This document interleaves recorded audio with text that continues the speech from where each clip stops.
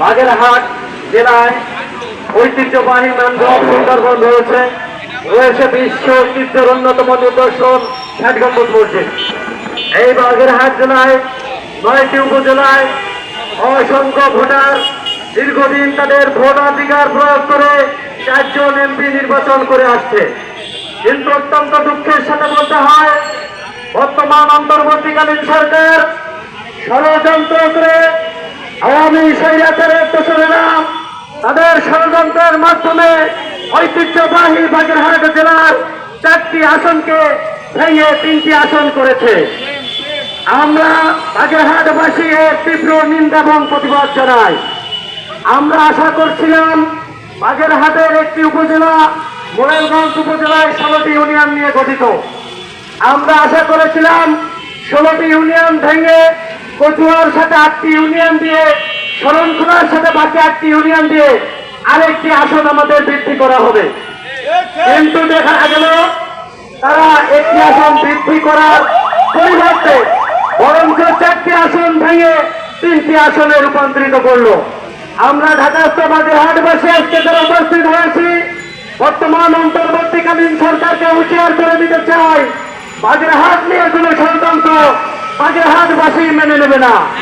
আমরা এখানে আজকে সকল রাজনৈতিক দল, সামাজিক সংগঠন সকল স্বার্থ ভুলে গিয়ে শুধুমাত্র বাগেরহাটের স্বার্থে আমরা একত্রিত হয়েছি। সকল স্বার্থ বিসর্জন দিয়ে বাগেরহাটের স্বার্থে আমরা ঐক্যবদ্ধ হয়েছি।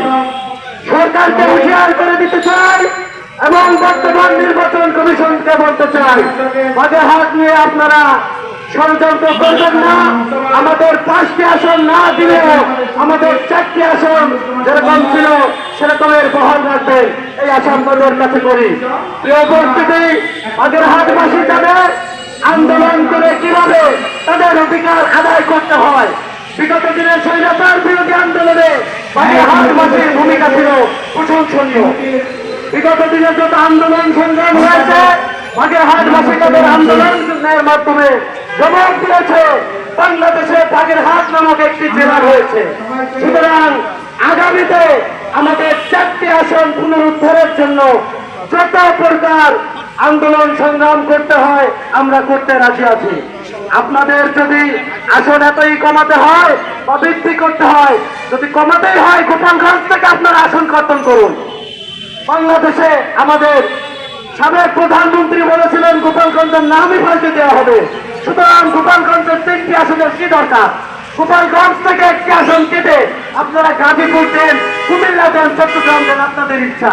কিন্তু খবরদার হুঁশিয়ার করে দিতে চাই, বাগেরহাটের দিকে কোন নজরে তাকাবেন না। গোপালগঞ্জ থেকে আপনি আসন কর্তন করে আপনি গাজীপুরে দেন, কোনো দুঃখ নাই।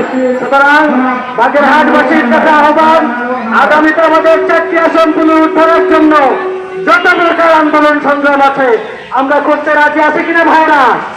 আগামীতে আমরা আন্দোলন সংগ্রামের মাধ্যমে আমাদের দাবি আদায় করে ঘরে ফিরবো ইনশাআল্লাহ। সবাইকে ধন্যবাদ, সবাইকে সালাম জানিয়ে আমার কথা শেষ করছি। ওমা তৌফিক ইল্লা বিল্লাহ। আসসালামু আলাইকুম ওয়া রাহমাতুল্লাহ।